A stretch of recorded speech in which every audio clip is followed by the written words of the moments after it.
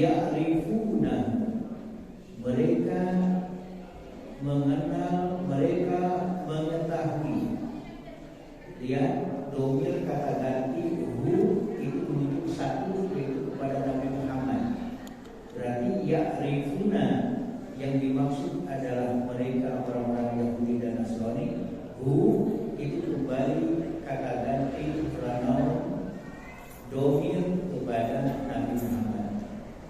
Berarti ya'rifuna, mereka mengenal Nabi Muhammad, kama sebagaimana atau seperti ya'rifuna abna'ahum, mereka mengenal akan anak-anak mereka, atau halnya sama mereka mengenal anak-anaknya sendiri.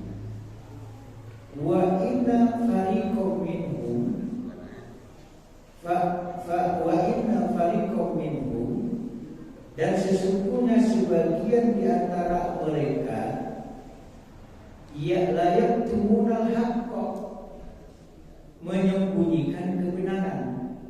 Layak tumunal haqqa, menyembunyikan kebenaran.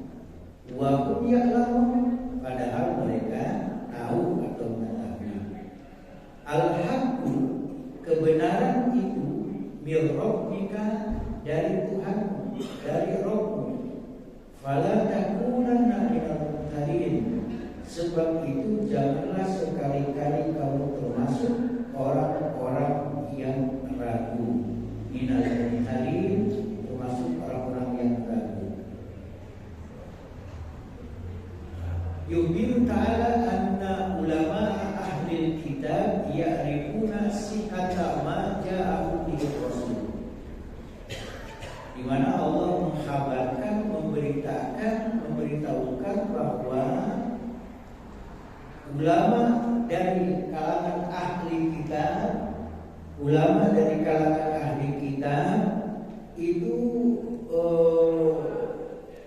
mengetahui sihhata ma ja'ahu bihi rasul, kebenaran yang datang dan disampaikan dari Rasul. Jadi mereka itu mengetahui kebenaran yang datang dari Rasul. Jadi jauh-jauh hari sudah ada pemberitahuan, jauh-jauh hari sudah ada iklan, ya, sudah tercantum, sudah termaktub bahwa Nabi Muhammad Sallallahu Alaihi Wasallam diutus Allah dengan pedomannya adalah Al-Quran, ya, dengan pedomannya adalah Al-Quran. Mereka tahu, pengetahuan mereka kama ya'rifu ahaduhum waladahu, seperti mereka mengetahui akan anaknya. Itu dalam tafsir katakan. Kenapa ayat ini mengibaratkan pengetahuan mereka tentang Nabi Muhammad seperti tahunya terhadap anak? Ada yang punya anak sudah sih? Ada. Lain tahu awak. Lain. Lagu. Kan tahu anak awak. Sedangkan lebar anak 2 tahun, ya, 10 anaknya tahu juga anaknya. Sesekali paling salah sabri atau tak tukar anak nomor 5 tak tukar 2 anak nomor 7. Dites dia nawak nomor barang kalau pokok jangan itu nomor 5 awal nomor 7. Jadi pengetahuan mereka, kenal mereka, tahu mereka tentang Nabi Muhammad yang sudah ada di dalam Taurat dan Injil seperti mengenal dan mengetahui anaknya sendiri.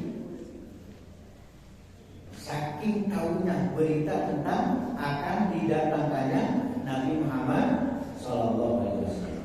Sebagaimana yang disampaikan kemarin oleh Ustaz kemarin, kan sudah ada itu pemberitahuan akan datangnya Nabi Muhammad. Yang bermasalah apa? Menolak.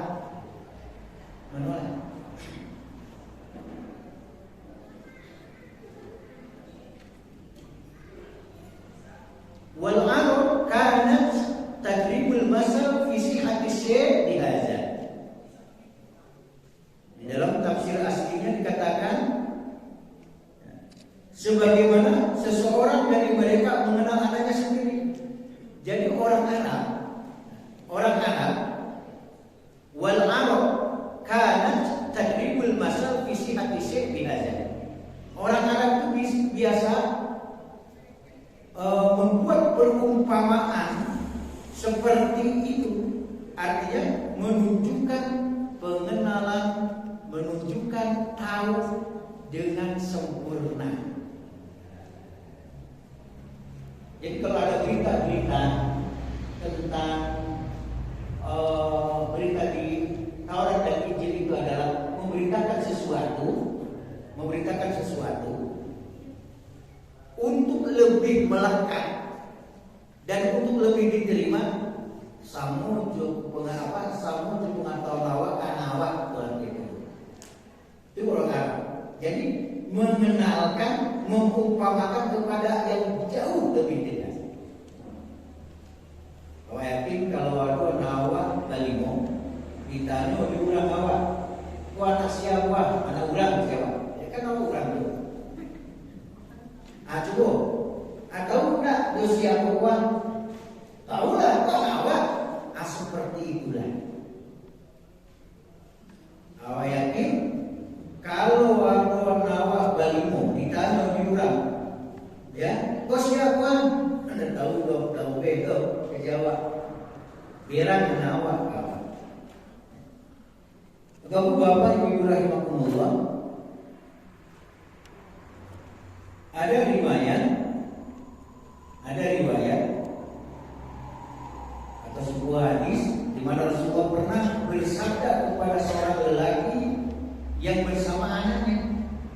Apa kata Rasulullah kepada seseorang yang dia bersama anaknya? Ibnu Kahazan, apakah ini anakmu? Jadi kan ada orang membawa anak, bahasa Nabi tanya, Ibnu Kahazan, apakah ini anakmu? Kalau maka si Rasul tadi, orang tadi yang membawa anak menjawab, "Na'am ya Rasulullah." Ya. Benar ini anakku. Maka ketika itu dilanjutkan, "Asyhadu bihi." Aku bersaksi bahwa dia adalah anakku.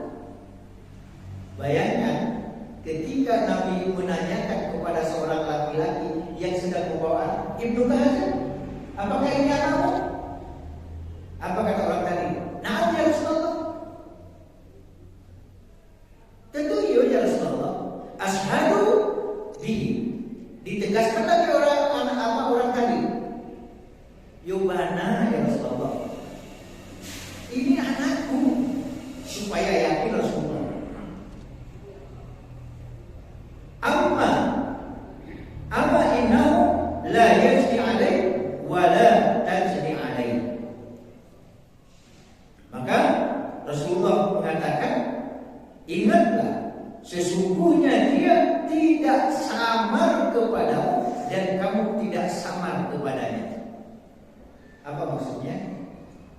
Tentu iyo tahu mana sia apakah anaknya, sia anak kan ayahnya kapan itu tahu. Tidak sama lagi. Coba kalau mau dari kau, Ibnu Kahazan, apakah ini anakmu? Iya, kok anak anda? Coba Ibnu Kahazan.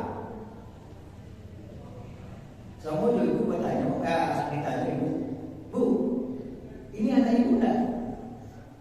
Cari dulu. Raguan. Coba. Apa dulu? Kalau ditanya, apa kau ikut suami ibu? Ragu kau. Beda tak suami apa kau?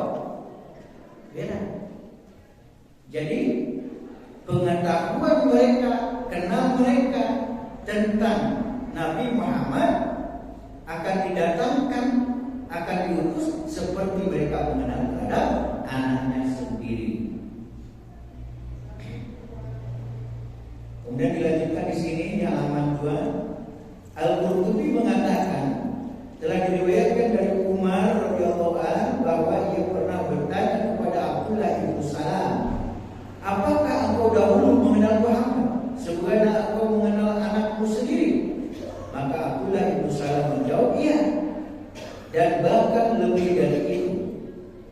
Malaikat yang dipercaya turun dari langit kepada orang yang dipercaya di bumi seraya membawa keterangan mengenai sifat-sifatnya. Karena itu aku dapat mengenalnya, tetapi aku tidak mengetahui seperti apa yang diketahui oleh ibunya. Jadi tetap aja ada yang menyangkal. Tahu, tapi tidak mau tahu. Inilah yang dimaksud dengan keingkaran dan pembangkangan. Yang membawa pena, membawa catatan, bisa ditulis tafsir ayat ini, bisa juga dilihat di dalam surah yang ke-27, surah An-Nahl. Artinya surah semut. Ya, surah semut An-Nahl ayatnya ke-14. Untuk menguatkan penafsiran penjelasan surah Al-Baqarah yang kita bahas ini, bisa dilihat di dalam surah An-Nahl ayat yang ke-14. Bismillahirrahmanirrahim. Wajahadu biha wastafainatha anfusuhum zulman wa 'uluwan. Apa maksudnya? Maksudnya mereka mengingkari apa yang mereka telah mengenalnya dan mengetahuinya. Kenapa mereka mengingkari? Meskipun sudah diberitahukan bahwa Nabi Muhammad akan didatangkan kemudian jadi Rasul, ini adalah pedomannya. Dua saja disebutkan di dalam surah An-Nahl. Zulman wa 'uluwan. Karena kezaliman mereka dan karena kesombongan mereka. Ini permasalahannya. Tahu, kenal, tapi tidak mau mengakui. Istilah Allah di dalam Al-Quran, mereka itu karena kezalimannya dan karena kesombongannya. Yuk bahaya yuk sombong dan zalim itu.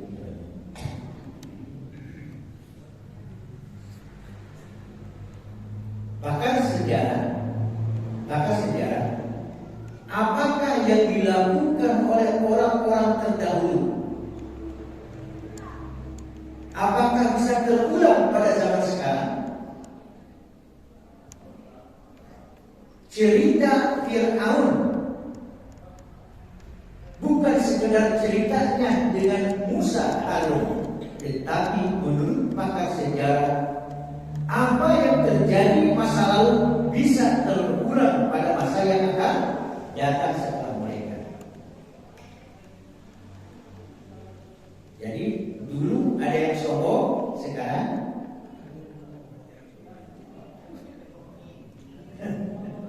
banyak dia. Dulu ada yang sombong, sekarang ada. Dulu ada orang ongeng, ini bahkan selain ongeng-ongas lagi. Dulu ada yang membangkang, sekarang ada juga. Dulu ada penentang, sekarang ada penentang juga.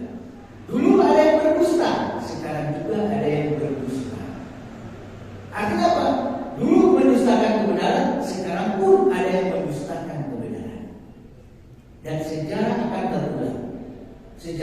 akan terulang.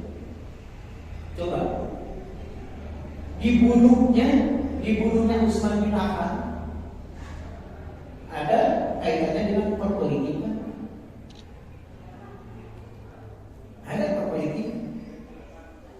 Dikafirkannya Abu Bakar, dikafirkannya Umar bin Khattab, dikafirkannya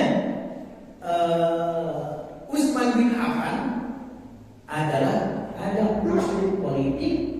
Dia berlebih-lebihan kepada Ali bin Abi Thalib dengan menafikan dan mengingkari khalifah yang lain. Apa kata mereka? Syiah namanya, yang berhak untuk menjabat dan yang berhak untuk menjadi khalifah adalah Ali saja, tidak yang lain. Kira-kira ada nggak ya sekarang yang memaksakan harus si fulan yang menjadi? Sejarah akan terulang. Sejarah akan terulang.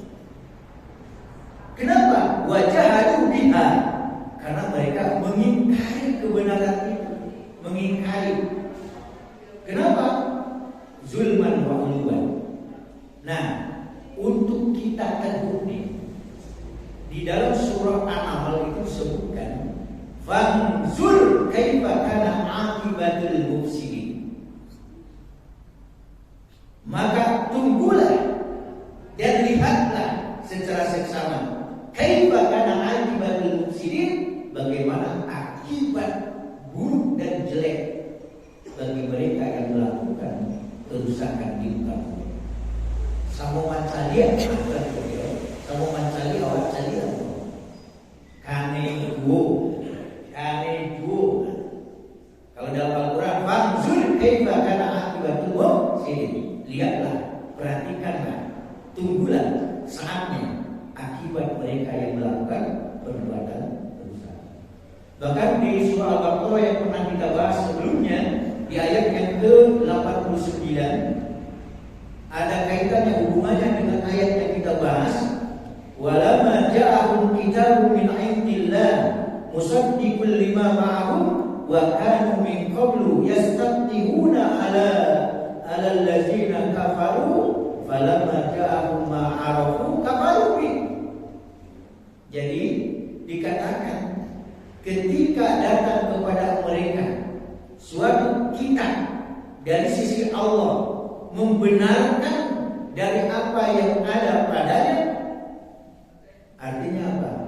Jadi kitab yang didatangkan oleh Allah kepada mereka, dan itu adalah kitab dari sisi Allah, membenarkan kitab yang ada pada mereka. Artinya apa?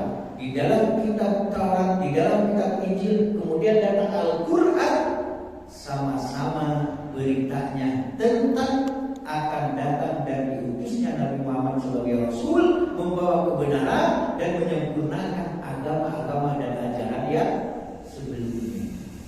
Namun apa yang terjadi? Falamma ja'ahum ma 'arafu kafaru bi. Manakala telah datang kepada mereka apa yang dikatakan di dalam kitab mereka dan tahu mereka apa yang akan didatangkan tadi, mereka kafaru bi. Mereka mengingkari apa yang mereka ketahui dan mereka kenal. Itulah sifat mereka, yaitu Yahudi dan Nasrani. Padahal sudah ada berita di dalam kitab Taurat dan Injil. Fala'natullah 'alal kafirin. Akhirnya kata Allah, laknat Allah, kutukan Allah terhadap mereka, orang-orang yang kafir. Kemudian surah Al-Baqarah 146, mereka mengenalnya Muhammad sebelum mereka mengenal anak-anaknya sendiri dan sudah. Kemudian setelah itu Allah memberitahukan bahwa sekalipun mereka mengetahui kenyataan ini dengan pengenalan yang yakin, tetapi mereka benar-benar menyembunyikan kebenaran ini. Dengan kata lain, mereka menyembunyikan apa yang terdapat di dalam kitab-kitab mereka. Di dalam kitab itu disebutkan sifat, karakter ya akan Nabi Muhammad. Tetap saja biarpun mereka tahu, mereka sembunyikan. Mereka kenal, mereka sembunyikan. Tidak mau mengikrarkan iya dan tidak meyakini itu karena apa tadi? Zulman wa uluwan. Zulman, kezaliman mereka, uluwan, kesombongan mereka. Jadi kata-kata sombong itu banyak dalam Al-Quran. Takabur, istikbar, kibrun, ulu. Nah itu sama. Uluun, kibrun, istikbarun, takaburun, itu sama. Ya, artinya adalah kesombongan. Kalau Rasulullah pernah mengatakan begini, al-kibru, kiber itu, sombong itu dua saja. Batrul haq wa ghamtun nas. Menolak kebenaran dan suka merendahkan, melecehkan orang lain. Jadi sombong itu dua saja kata Rasulullah. Mana? Badrul haq, menolak kebenaran. Ini yang suka menolak kebenaran ini sombong. Nambana iko, tapi tidak diterima, sombong. Kemudian suka merendahkan, melecehkan orang lain, sombong juga. Namanya ghamtun nas. Sekali lagi sombong ada dua kata Nabi. Satu, badrul haq, menolak kebenaran. Yang kedua, ghamtun nas, suka merendahkan orang lain, melecehkan orang lain. Kemudian wa inna fariqam minhum la yaktumuna al-haqqa wa hum ya'lamun. Dan sesungguhnya sebagian di antara mereka menyembunyikan kebenaran padahal mereka mengetahui kebenaran tersebut, itu datangnya Nabi Muhammad mereka tolak. Bapak-bapak, Ibu rahimakumullah, untuk lebih paham dan mengerucut pembahasan kita, ya, apa yang dimaksud kebenaran khusus di pembahasan sekarang. Yang dimaksud kebenaran di sini adalah wahyu yang datang kepada Nabi Muhammad. Kalau dulu wahyu yang datang kepada mereka Taurat dan Injil, kepada Nabi Muhammad adalah Al-Quran. Itu yang dimaksud. Ada juga ahli tafsir mengatakan mal haqqu. Apa yang dimaksud hak di dalam ayat ini? Dua. Satu, an-nubuwwah, kenabian, dan yang kedua al-Ka'bah atau al-Qiblah, yaitu Ka'bah atau Qiblah. Karena ayat ini lanjutan dari ayat yang sebelumnya tentang apa? Sebelumnya tentang kiblat. Makanya ada ahli tafsir mengatakan yang dimaksud al-haqqu, yang benar atau kebenaran di sini adalah yaitu kenabian Nabi Muhammad satu. Yang kedua masalah Ka'bah. Jadi cerita Ka'bah itu bukan kiblatnya pada zaman Nabi Muhammad saja. Ka'bah itu sudah menjadi kiblatnya Nabi Ibrahim dan setelah Nabi Ibrahim. Tiba-tiba orang Yahudi dan Rasul mengatakan bahwa kiblatnya itu adalah ke mana? Baitul Maqdis. Sementara Nabi Muhammad ininya ke mana? Ke Ka'bah. Makanya sebelumnya diceritakan Nabi Muhammad sering wajahnya menengadah ke langit, melihat ke langit. Apa maksudnya? Menanti turunnya wahyu penggantian dan pengalihan dari Baitul Maqdis ke Ka'bah yang ada di Masjidil Haram. Maka kebenaran di sini satu kenabian diterima. Yang kedua, Ka'bah sebagai arah kiblat dari Nabi Ibrahim dan setelahnya sampai kepada Nabi Muhammad, sampai kepada umatnya. Ini yang dimaksud kebenaran. Dari mana kebenaran datang? Dari Allah. Oleh karena itu, di ayat yang kita bahas, al-haqqu mir rabbika fala takunanna minal mumtarin. Kebenaran itu datang dari Tuhanmu, maka janganlah sekali-kali kalian termasuk orang yang ragu terhadap kebenaran tersebut. Ini pemungkas kata kunci. Kalau memang kenabian itu jelas adalah kebenaran dari Allah, Ka'bah dan kiblat jelas adalah kebenaran, ya, maka jangan ragu karena kebenaran ini datangnya dari Allah Subhanahu wa taala. Kesimpulan, belum kesimpulan membaca dari berbagai tafsir yang sempat kita baca cuma 4 tafsir dari malam sampai subuh, bahwa keingkaran mereka, nah ini sebagai kesimpulan, keingkaran mereka terhadap pengalihan kiblat, sikap membangkang mereka, sikap sombong dan angkuh mereka, karena mereka tahu dengan pasti akan kenabian Muhammad Sallallahu Alaihi Wasallam. Masalahnya apa? Tidak mau menerima sosok Nabi Muhammad. Ini sebenarnya. Kalau kira sampai kini, aduh ya nak, ikut nak sabaranya Tuhan. Tapi ditolak. Jadi kesimpulannya apa? Keingkaran mereka terhadap pertama masalah pengalihan kiblat, yang kedua masalah sosok Nabi Muhammad Sallallahu Alaihi Wasallam. Nah, bagaimana tuh kita? Jangan ragu, adalah Nabi Muhammad benar-benar diutus oleh Allah dengan membawa risalah dan wahyu, yaitu Al-Quran. Ini yang harus dipedomani oleh kita. Demikian, mudah-mudahan